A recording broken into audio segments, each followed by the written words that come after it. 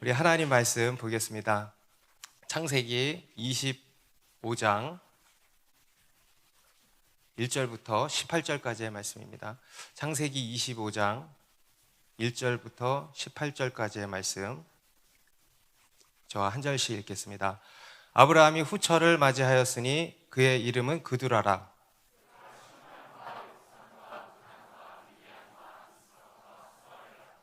욕사는 스바와 드단을 낳았으며 드단의 자손은 아수르 족속과 루드시 족속과 루음미 족속이며,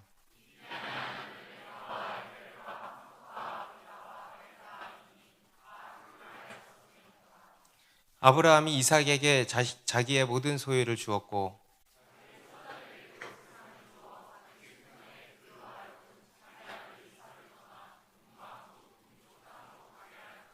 아브라함의 향년이 175세라.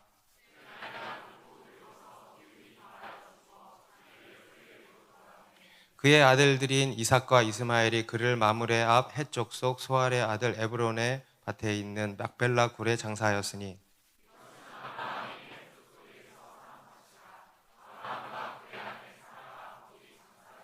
아브라함이 죽은 후에 하나님이 그의 아들 이삭에게 복을 주셨고 이삭은 브엘라 헤로이 근처에 거주하였더라.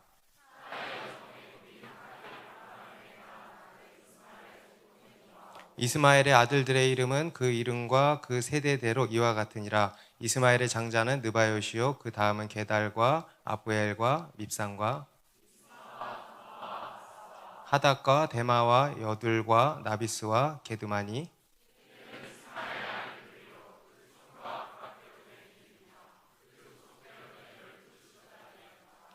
이스마엘은 향년이 137세에 기운이 다하여 죽어 자기 백성에게로 돌아갔고 그 자손들은 하윌라에서부터 아수르로 통하는 애굽 앞 술까지 이르러 그 모든 형제의 맞은편에 거주하였더라. 아멘. 네, 우리는 살면서 유종의 미라는 말을 종종 하곤 합니다. 우리 사자성어로는 유종지미라고도 하는데요. 한번 시작한 일을 끝까지 잘해서 맺는 좋은 결과라는 뜻입니다. 우리가 어떤 일을 함에 있어서 중요한 것이 그 끝이 아름다워야 한다는 것입니다. 우리가 어떤 일을 하는 것에 있어서 그 어떤 일이 이렇게 성공하기를 원한다면은 무엇보다 그 끝이 성공해야 한다라는 것입니다. 우리 개인의 인생도 마찬가지입니다. 아름다운 인생이 되려면요, 그 인생의 끝이 아름다워야 하는 것입니다. 저는 우리의 인생이 그러한 인생이 되면 좋겠습니다. 아름다운, 시작은 별로였지만 이런저런 우여곡절들이 있지만 그 끝은 아름다운 인생이 되면 좋겠습니다. 여러분 지금 하고 있는 어떤 일이 있으십니까? 여러분 그 일에 대해서도요, 그 끝이 아름다우시기를 바랍니다. 그런데 그것이 이 유종의 미라는 것이요, 말처럼 쉽지가 않습니다. 실제로 사람들을 보면 시작은 참 멋지게 시작을 했는데 그 끝은 초라하거나 불명예스러울 경우가 이제 많은 것입니다. 여러 우리가 아는 유명인들을 이렇게 봐도 그렇죠. 그 시작은 화려했는데 그 끝은 너무 초라하고 불명예스러울 때가 많은 것이죠. 대표적으로 우리나라 대통령을 비롯한 정치인들이 이제 그렇죠. 축구 국가대표 감독도 순환이 많습니다. 우리 연예인들도 그래요. 화려하게 시작을 했는데요, 그 끝이 아주 초라하고 때로는 좀 추해 보이는 그런 끝을 이렇게 보이기도 합니다. 그 외에도 우리 인간의 인생을 보면은요, 그 끝이 아름답기란 쉽지가 않은 것 같습니다. 유종의 미를 맺기란 참으로 어려운 일이다라는 생각을 합니다. 우리가 오늘 읽은 본문도요, 아브라함의 인생의 마지막을 기록을 하고 있는데 믿음의 조상이라고 하기에 참 많이 아쉬움이 남는 그런 이야기입니다. 우리 앞에서 아브라함은 그의 생애 마지막 미션을 잘 수행을 했거든요. 바로 이삭에게 리브가를 그의 아내로 이렇게 얻어주었습니다. 그리고 그 후로도 35년의 인생을 이제 더 살았습니다. 그래서 그의 나이 175세에 하나님 품으로 안기게 된 것입니다.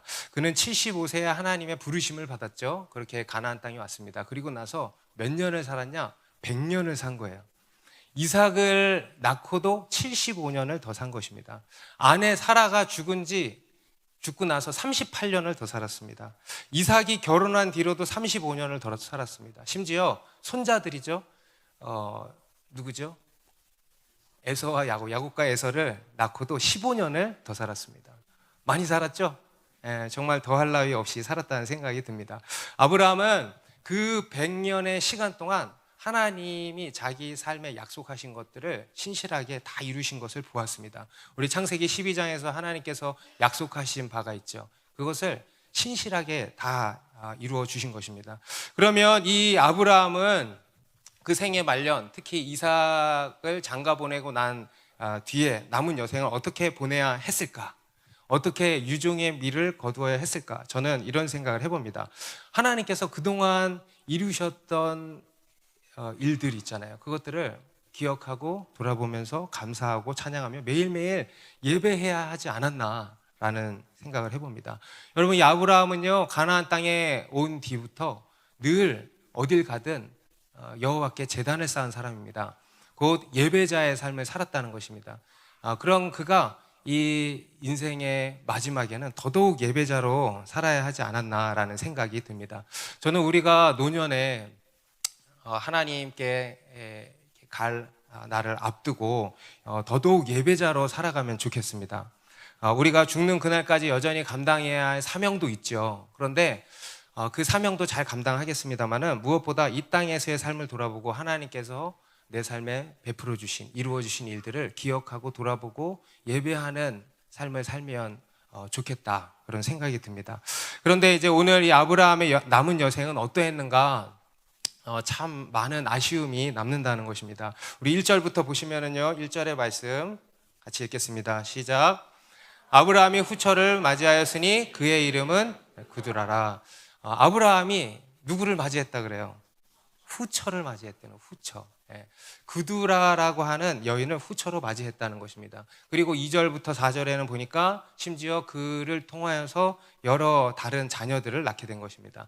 어떤 사람들은 이것을 두고 하나님께서 역시 우리 아브라함에게 약속하신 네 자손의 하늘의 별과 같이 많아질 것이다 라는 약속을 이루신 것이라고 이야기를 하는데, 여러분, 과연 그런 것일까요? 과연 하나님께서 이러한 방법으로 하나님의 뜻을 이루신 것일까요? 과연 이것이 하나님의 품격인 것입니까?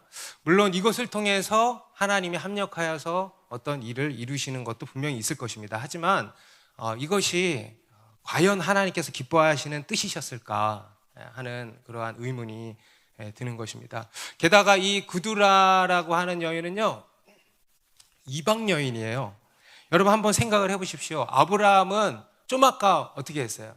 자기 아들의 아내를 찾는 일에 있어서 절대 이 땅에서 데려오면 안 되고 내 고향, 내 자손에게 가서 아내 될 자를 찾아오라고 했습니다.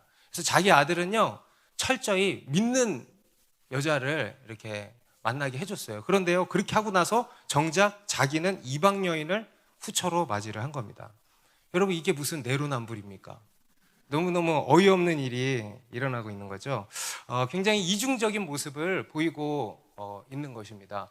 자기 아들은 믿는 사람 아니면 절대 안 된다고 해놓고 자기는 정작 안 믿는 여자랑 재혼을 한 겁니다. 완전히 이중적인 모습이죠. 하나님과의 언약과 직접적으로 연결되어 있는 일에 대해서는 철저히 순종을 하지만 그렇지 않은 것 같은 영역에서는 자기 마음대로, 자기 육신대로 사는 이중적인 모습을 보여주는 것입니다. 여러분, 이것이 오늘날 우리의 모습이기도 한 겁니다. 이것이 오늘날 우리 그리스도인의 최대 딜레마인 것입니다. 이중적인 삶을 산다는 겁니다. 교회 안에서의 삶과 교회 밖에서의 삶이 다르다는 거예요. 저 같은 경우도 마찬가지입니다. 저도 설교를 준비할 때나 그 외에 교회 사역을 할 때는요, 늘 영적으로 깨어 있으려고 몸부림을 칩니다. 하나님 앞에서 하려고 몸부림을 칩니다. 하나님을 경외하려고 하고 또 영적으로 깨어서 최선을 다하려고 노력을 합니다. 그런데 그 외의 영역, 그 외의 어떤 시간에 가서는요, 긴장을 놓아버리는 거예요. 그렇다 보니까 내 육신대로, 내 마음대로 행할 때가 있는 것입니다. 영적인 온도가 다르다는 겁니다. 우리가 지금 이 자리에 이런 예배의 시간에 또는 기도하는 시간에 또는 교회에 사역하고 할 때는 늘 하나님 앞에서 살려고 몸부림을 치죠. 특히 지금처럼 이런 특별한 시즌에, 또 여름에 이렇게 단기 선교 가는 그런 시즌에는 더더욱 하나님께 집중을 하려고 합니다. 영적인 온도가 뜨겁습니다.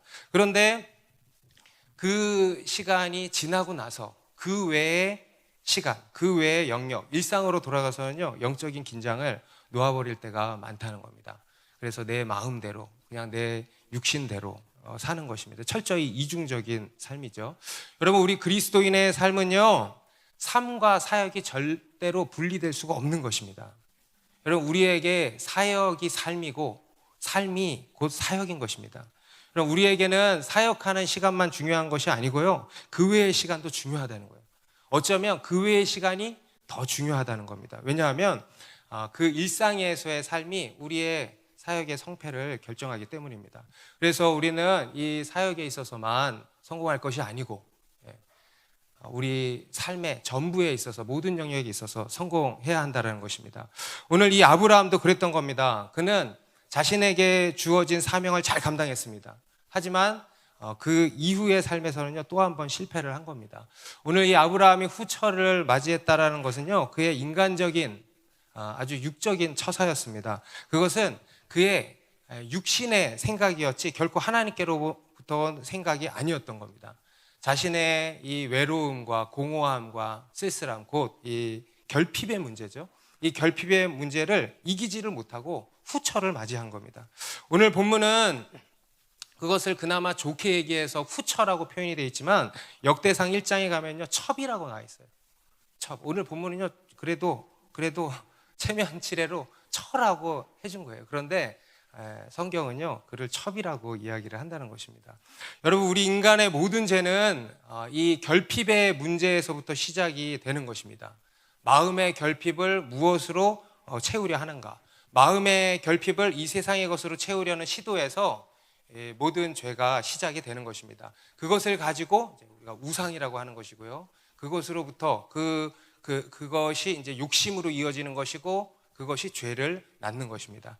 하나님을 떠난 인간은 끝없는 결핍에 시달리게 되었습니다. 자신들의 결핍을 이 세상의 이런저런 것들로 채워보려고 하지만 그 어떤 것으로도 채워지지 않는 것이죠. 마치 밑 빠진 독에 물 붓기 같은 신세가 우리 인간의 인생입니다. 돈으로 채워보려고 하지만 여러분, 채워지던가요? 끝이 없죠.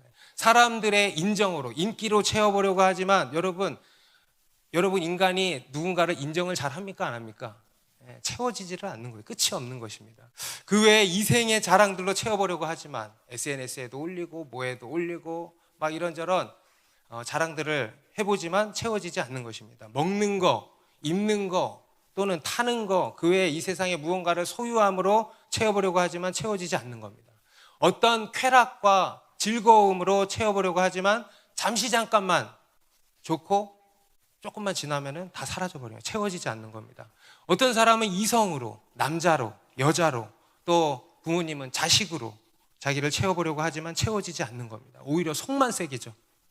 오히려 그로 인하여서 배신감만 느끼고 상처만 남게 되는 것입니다. 이 세상의 그 어떤 것으로도요, 우리 영혼의 결핍은 채울 수가 없는 것입니다.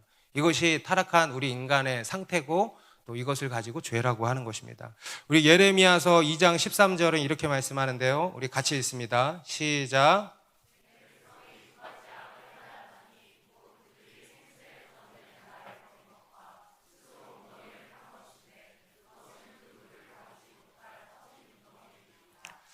이것이 우리 인간의 죄입니다. 우리 인간의 두 가지 악을 말씀하고 있죠. 생수의 근원 되시는 하나님을 버린 것과 스스로 웅덩이를 판 것. 그런데 그 웅덩이는 뭐냐? 물을 가두지 못할 터진 웅덩이다. 아까 얘기한 밑 빠진 독이라는 것입니다. 채워도 채워지지 않은 웅덩이. 그게 우리 영혼의 상태라는 것입니다. 이 아브라함도요, 노년에 느꼈던 외로움, 쓸쓸함, 공허함, 이러한 결핍을 이 세상의 것으로 채우려고 했던 겁니다. 특히 그는 자신의 이 사명을 다 하고 난 뒤, 자신의 삶에 더 이상의 이벤트가 찾아오지 않을 때, 여러분, 우리가 삶을 다 살면은요, 그럴 때가 있어요. 인생에 그 어떤 이벤트도 찾아오지 않는 거예요. 또 우리가 삶을 살 때 그렇게 삶이 무료하게 느껴질 때가 있죠. 인생의 어떤 이벤트가 찾아오지를 않는 겁니다. 그럴 때 이 아브라함이요, 이제 다른 제2의 인생을 꿈꾸게 된 겁니다. 그래서 후처를 맞이하게 된 거죠. 여러 자식들을 낳아서 자녀를 낳는 기쁨도 누려보려고 했던 것입니다. 그 외에 이 세상에서 누리던 기쁨과 즐거움을 계속해서 만끽하고 싶었던 거죠. 이런저런 삶의 이벤트들로 자신의 삶을 채우고 싶었던 것입니다. 그런데 과연 그런 것으로 자기 영혼의 결핍을 채울 수 있는가? 그렇지 않다는 겁니다. 그 순간에는 기뻤을지 몰라요. 하지만 잠깐뿐이고 여전히 공허하고 외로웠을 것입니다. 오히려 그로 인하여서 이런저런 골치 아픈 일들만 발생하게 되는 겁니다. 앞에 우리 이스마엘을 통해서도 가정의 불화가 막 일어나지 않았습니까? 그런데 보시면 6명의 아들을 더 낳았어요. 그럼 어떻게 했습니까? 가정의 불화가 더 많이 일어났겠죠.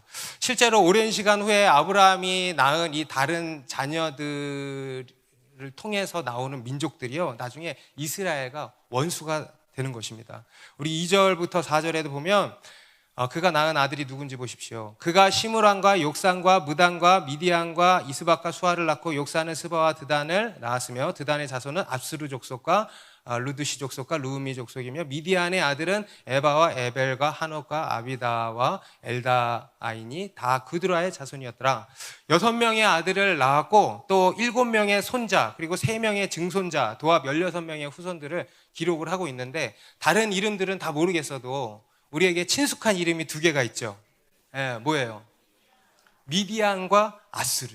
여러분, 이스라엘의 대표적인 적이에요. 사사기에 가면 미디안이 얼마나 이스라엘을 괴롭힙니까? 여러분, 아수르, 북이스라엘이 누구에게 망했어요? 여러분, 이것이 아브라함의 육신의 생각의 결과였던 것입니다. 여러분, 뿌린 대로 거두는 겁니다. 성경도 뿌린 대로 거둔다고 말씀을 하는 겁니다. 여러분, 아브라함은요, 지금 뿌린 대로 거두는 것입니다. 여러분, 우리는 우리의 이 영혼의 결핍을 이 세상의 것으로 결코 채울 수가 없습니다. 물론 우리는 육신을 입은 존재로서 이 세상의 것을 필요로 하죠. 먹어야 되죠. 또 입어야 되죠. 쉬어야 되죠. 즐길 수도 있습니다. 결혼도 필요합니다. 자녀를 낳는 기쁨이라는 게 있습니다. 이 땅에서 누리는 이런저런 기쁨이 있습니다. 다 하나님이 주신 은총들이라고 할 수 있습니다. 하지만 그것이 우리 영혼의 결핍을 궁극적으로 해결할 수는 없다라는 겁니다. 우리의 영혼은요, 오직 하나님 한 분으로만 채워질 수 있습니다. 오직 하나님 한 분만으로 우리가 만족될 수 있는 것입니다. 여러분, 하나님만이 우리의 참 만족이 되시는 겁니다. 하나님만이 우리를 충만케 하시는 겁니다. 여러분, 우리 영혼을 향해서 충만이라는 단어를 붙일 수 있는 분은 오직 하나님밖에 없어요. 성령 충만밖에 없어요. 여러분, 돈 충만이 있습니까? 이 세상에? 인기 충만하신 분 손 들어보세요. 없죠? 충만이라는 단어를 붙일 수 있는 분은 오직 하나님밖에 없습니다. 우리 하나님만이요, 우리를 채우신다는 것입니다. 다시 말해서 하나님이 우리를 채우신다는 게 무슨 말이냐면 하나님과의 관계 속에서 참 만족을 누리게 된다는 겁니다. 우리 인간의 문제는 늘 여기에서 시작되는 것입니다. 하나님이 아닌 다른 것으로 내 영혼을 채우려 하는 것에서 시작되는 겁니다. 우리가 흔히 육적이다, 그렇죠? 육적인 삶이다, 이런 이야기를 하는데, 그것도 뭐냐면 내 영혼의 결핍을 하나님이 아닌 다른 어떤 것으로, 이 세상의 어떤 것으로 채우려고 하는 것, 먹는 것으로 채우는 것, 입는 것으로 채우는 것, 무언가 더 가지는 것으로 채우는 것, 내 어떤 업적으로 채우는 것, 사람으로 채우는 것, 이게 바로 육적인 거예요. 우리 요한복음 4장에 보면 예수님께서 사마리아 땅을 지나가실 때 누군가를 만나잖아요. 한 여인을 만나잖아요. 그 여인이 어떤 사람이었습니까? 결혼을 무려 5번이나 한 사람이에요. 자기 영혼의 결핍을 결혼을 통해서 남편을 통해서 채우려고 했던 사람입니다. 그런데 여러분, 어떻습니까? 채워졌습니까? 아니죠. 매번 만족하지 못할 뿐만 아니라 오히려 상처만 남은 것입니다. 그렇게 결혼을 5번이나 하고 지금도 채워지지 않아서 누군가와 살고 있다는 거예요. 여전히 영혼의 목마름이 있는데 그것을 해소하지를 못하는 겁니다. 그런 여인에게 예수님이 찾아가셔서 이렇게 말씀을 하신 거예요. 요한복음 4장 13절, 14절 말씀 같이 읽습니다. 시작. 예수께서 대답하여 이르시되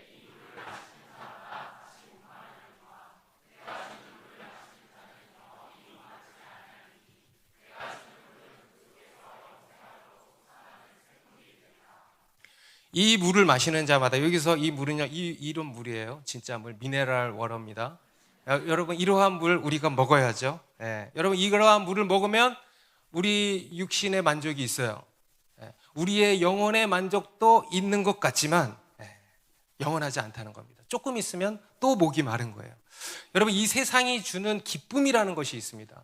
그걸로야 우리가 만족감을 누리기도 합니다. 그런데요, 영원하지 않다는 거예요.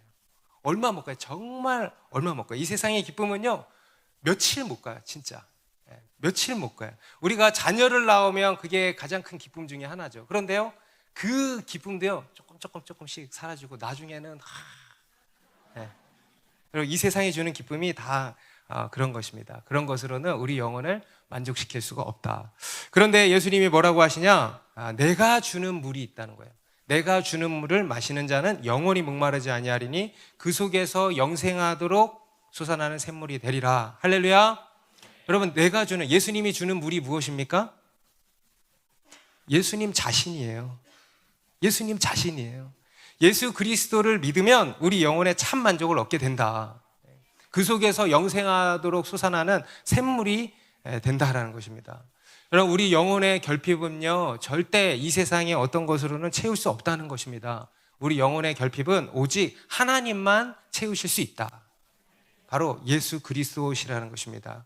여러분, 지금 무엇으로 사십니까? 무엇으로 사십니까? 무엇으로 여러분 영혼의 결핍을 채우고자 하십니까? 무엇으로 만족하고 계십니까? 무엇으로 여러분의 공허한 영혼을 달래고 계십니까? 돈입니까? 성공입니까? 사람들의 인정입니까? 아니면 무언가를 더 소유하는 것입니까? 여행 다니는 것으로 영혼을 달래려 하십니까? 끊임없이 누군가를 만나는 것으로 영혼을 채우려 하십니까? 어떤 사람들은 보니까요, 삶에 약속이 가득 차 있는 사람도 있어요. 약속으로 채우는 사람들이 있어요. 약속이 없으면 불안해. 약속이 없으면 못 견디는 거예요. 다이어리에 약속이 적혀 있지 않으면요, 못 견디는 거예요. 그래서 이 약속으로 꽉 채우는 거예요. 그 인생의 어떤 이벤트들로 영혼의 결핍을 채우려고 하는 것이죠. 아니면 미디어의 세계에 흠뻑 빠져 계시는 분들도 있죠. 여러분, 우리 영혼은요, 오직 하나님만으로만 채워질 수 있는 것입니다. 여러분, 다른 사람 만나지 마시고 주님을 만나시기 바랍니다. 이 사마리아 여인을 보십시오. 여러 남자들을 만나지만 채워지지 않아요. 그런데 주님을 만나니까 딱 채워지는 거예요. 그래서 여러분, 사람 약속 잡지 마시고 주님과의 약속을 잡으시기 바랍니다. 술 약속, 뭐 그런 분은 없겠지만 밤 약속, 차 약속, 또 소개팅 계속 이렇게 잡는 사람들, 소개팅 그만 잡으시고 주님과의 소개팅, 주님과의 만남을 잡으시기 바랍니다. 요즘 우리가 사순절 기도를 하니까요, 너무 좋지 않아요?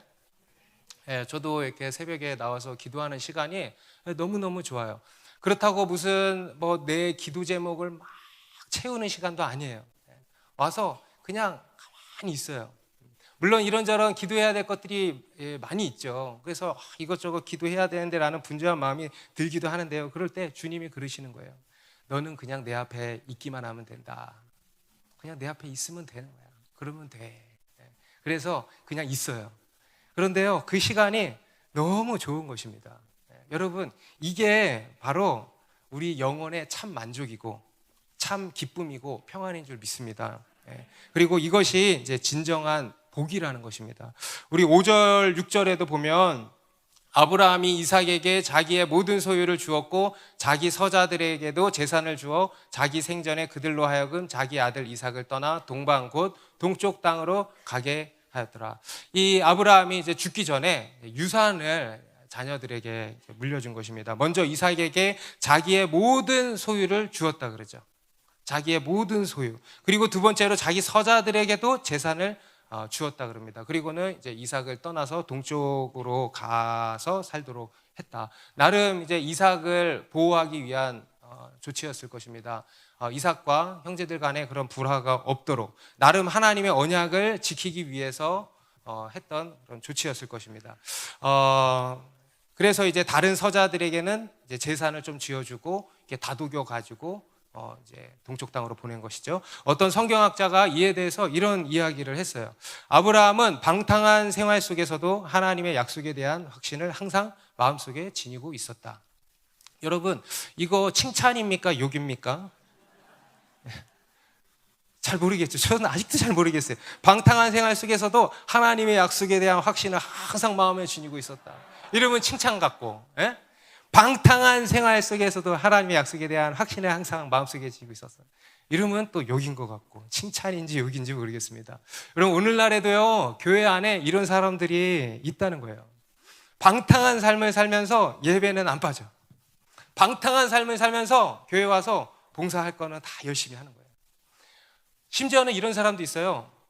안 믿는 사람 만나서 연애만 하고 결혼은 믿는 사람 만나서 하겠다는 거예요. 여러분, 이런 사람이 있나 싶죠? 이런 사람이 진짜로 있어요. 그런데요, 여러분, 이런 걸 가지고 뭐라 그러냐면 이런 걸 가지고 미신이라 그러는 거예요.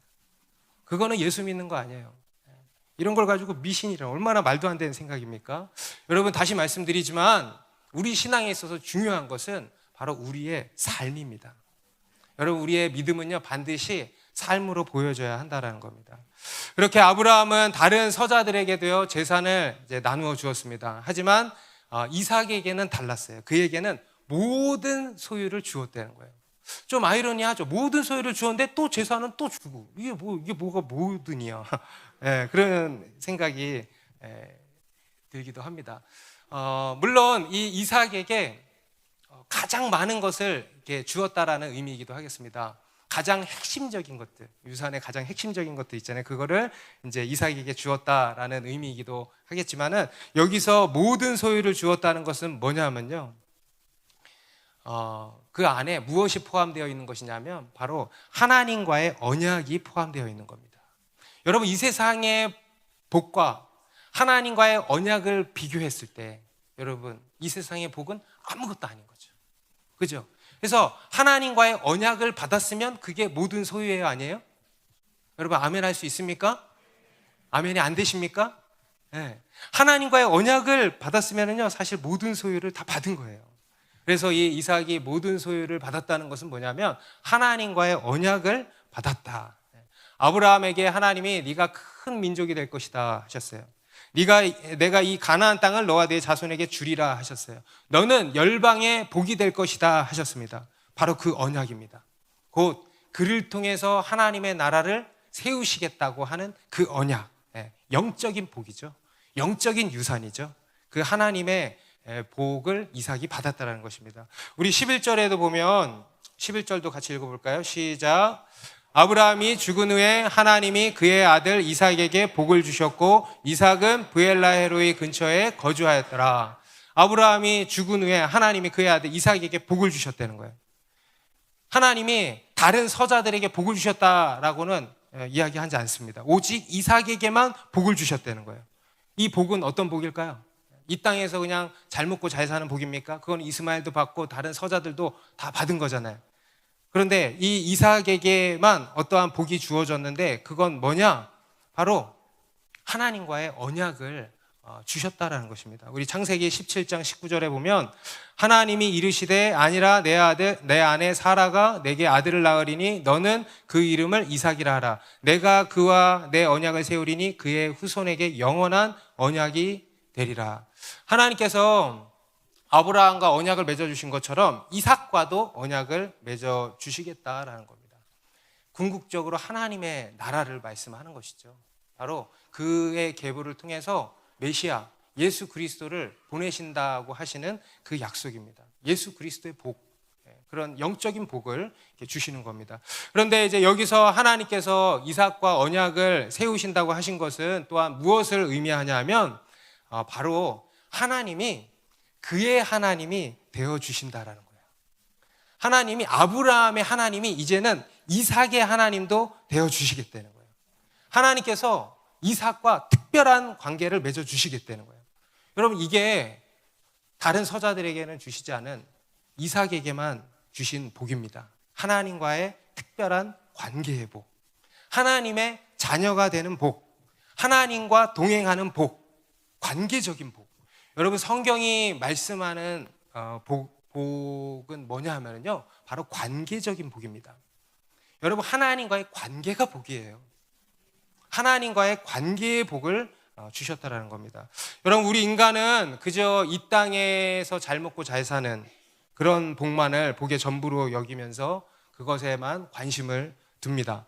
우리 오늘 이 아브라함의 서자들도 그랬던 것입니다. 아버지로부터 재산을 받고 그것에 만족한 거예요. 그저 이 땅에서의 재산, 잘 먹고 잘 사는 복만 생각하고 그것으로 만족하려고 했던 것입니다. 저는요, 이 아브라함의 서자 중에 어떤 사람은 이걸 가지고 만족하지 않고, 아버지, 이런 거 필요 없습니다. 난 그냥 이삭 형이랑 같이 있게 해주십시오 라고 나오는 사람이 있었어야 했다고 생각을 합니다. 그런데 그런 사람들이 하나도 없는 거예요. 그냥 이 땅에서의 복, 아버지 재산, 이걸로 그냥 만족을 한 거예요. 그거 좋다고, 그러고는 그냥 동쪽 땅으로 간 거 아니겠습니까? 하나님과의 관계적인 복에는 관심이 없고요, 하나님이 나에게 뭘 주시려나 이런 것에만 관심이 있는 겁니다. 그런데 여러분, 진정한 복이라는 것은 뭐냐 하면 관계라는 겁니다. 하나님과의 관계적인 복, 하나님과의 특별한 관계, 곧 하나님의 자녀가 되는 복. 여러분, 이러한 복을 다 받으셨습니까? 우리 누가복음 15장에 보면 돌아온 탕자의 이야기가 나오죠. 우리가 잘 아는 이야기입니다. 어떤 사람에게 두 아들이 있었는데 그중 둘째 아들이 아버지한테 아주 당돌하게 이런 요청을 하는 거예요. 재산 중에서 자기에게 올 분깃이 있지 않냐, 나 그거 미리 달라 한 거예요. 그러니까 이제 아버지가 그 아들에게 준 것입니다. 그리고 그걸 가지고 바로 해외로 가가지고 막 이거 땡기고 막 마시고 막 흥청망청, 허랑방탕하게 살면서 재산을 다 탕진해버린 겁니다. 그런데 그때 하필 또 기근이 찾아온 거예요. 그러니까 완전히 거지 인생이 된 거죠. 그래서 이 사람이 이제 돼지 치는, 누군가를 만나서 돼지 치는 일을 하면서 돼지가 먹는 쥐염 열매를 먹으면서 배를 채우는 신세가 된 것입니다.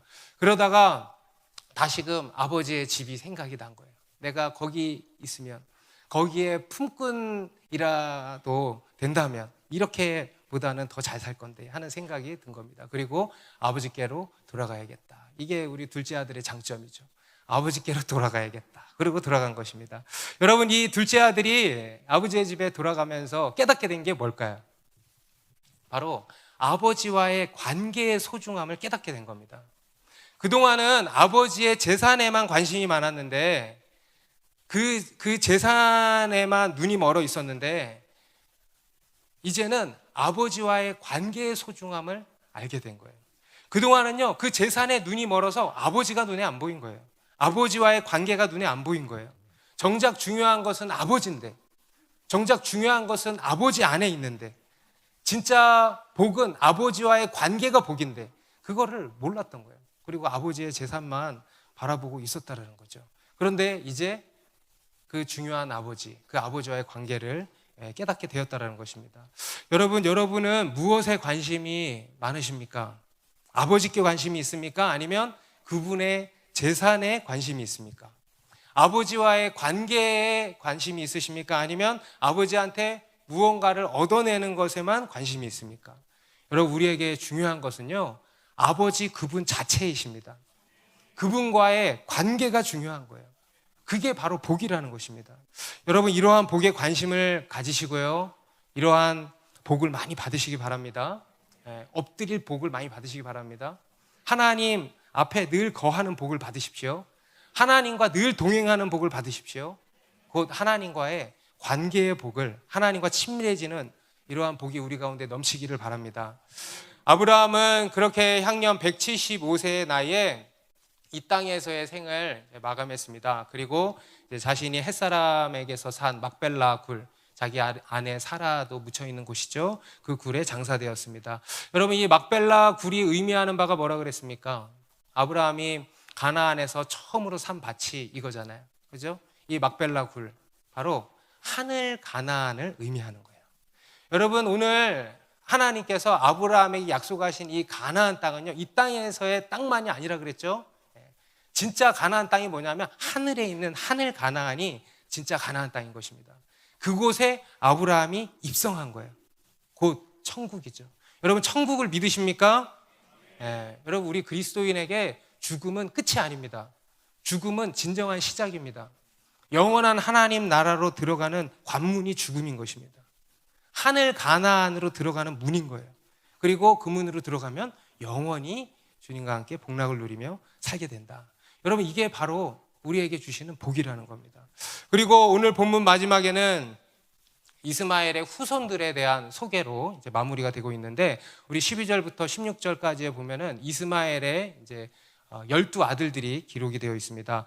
이들로부터 이 아람 민족이 이제 형성이 된 거죠. 그리고 17절, 18절에는 이 이스마엘이 향년 137세에 죽어서 자기 백성에게로 돌아갔다고 기록이 되어 있습니다.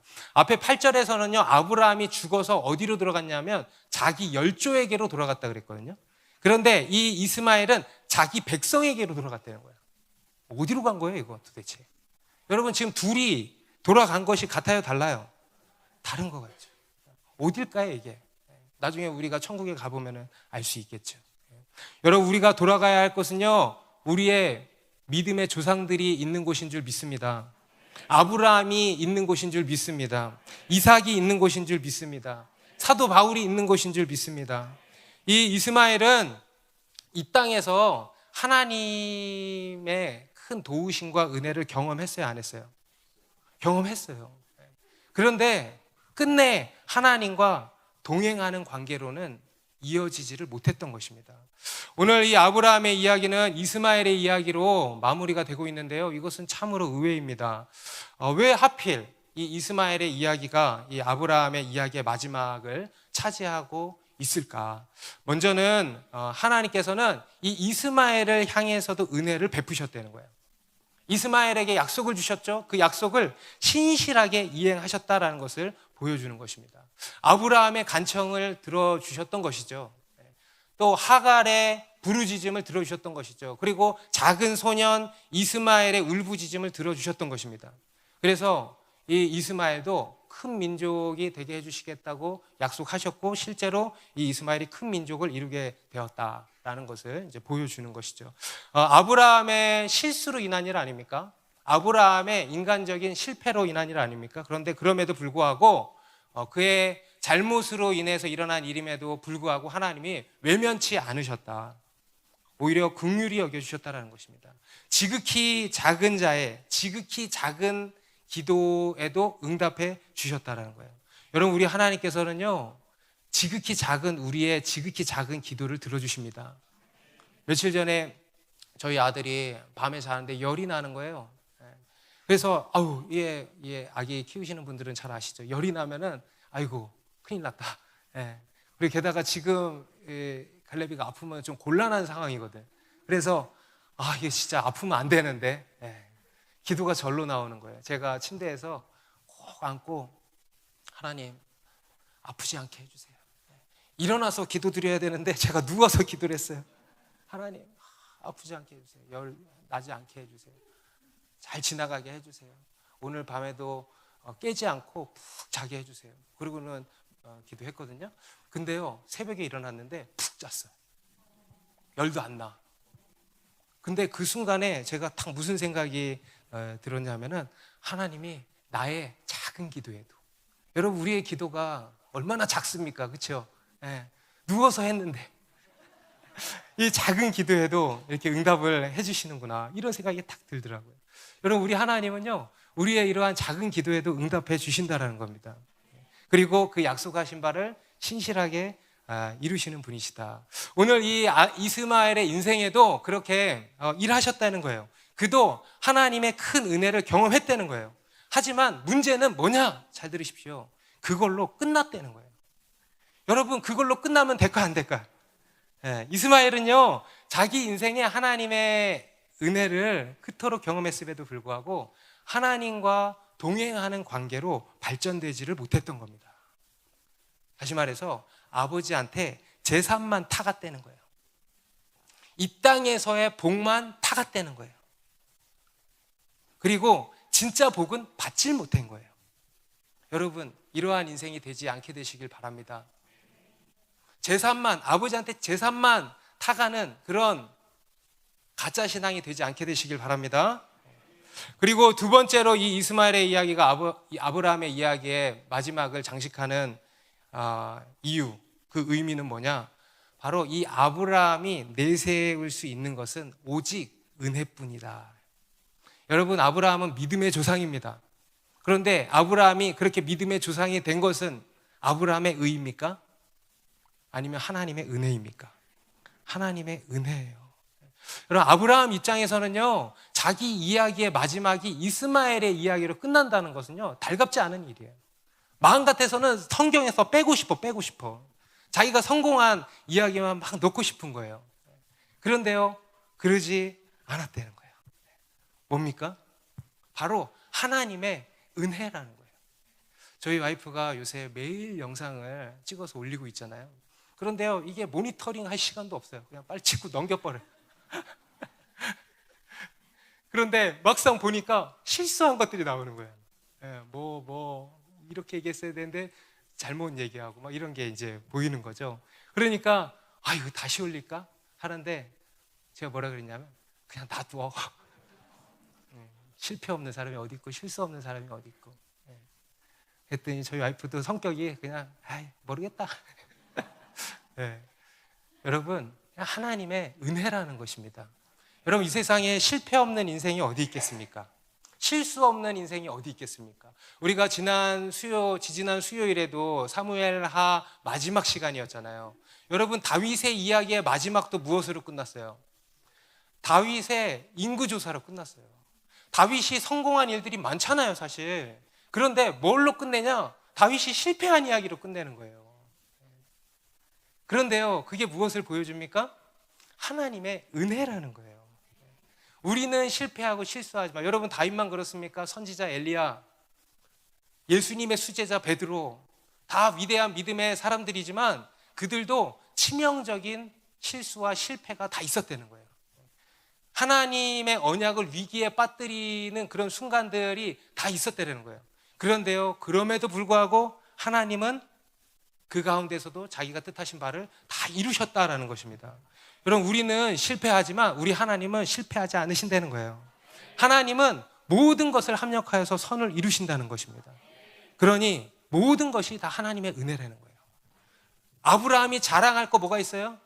오직 하나님밖에 없는 거예요. 오직 하나님의 은혜밖에 없는 거예요. 오직 하나님만이 영광을 받으셔야 한다는 거예요. 여러분, 제가 초두에 유종의 미라는 이야기를 했습니다. 아브라함의 이야기가 그 유종의 미를 거두지 못한 것 같아서 참 아쉽다라는 이야기를 했습니다. 하지만 우리 하나님은요, 유종의 미를 거두십니다. 이게 아브라함 이야기의 유종의 미입니다. 여러분, 이것이요, 하나님께서 우리에게 주시는 복입니다. 모든 것을 합력하여 선을 이루시는 그 하나님 아버지 안에 우리의 인생이 들어가 있다는 것입니다. 우리가 지금까지 살펴본 이 아브라함의 이야기는 하나님께서 아브라함을 복으로 부르시고 실제로 그로 하여금 복이 되게 하시는 이야기예요. 여러분, 하나님께서는 오늘날 우리도 그 복으로 부르셨습니다. 그리고 우리의 인생으로 하여금 진정한 복이 되게 하시는 것입니다. 오늘 우리가 지금까지 살펴본 이 아브라함의 이야기가요, 우리의 이야기가 되게 하실 것입니다. 기도하겠습니다.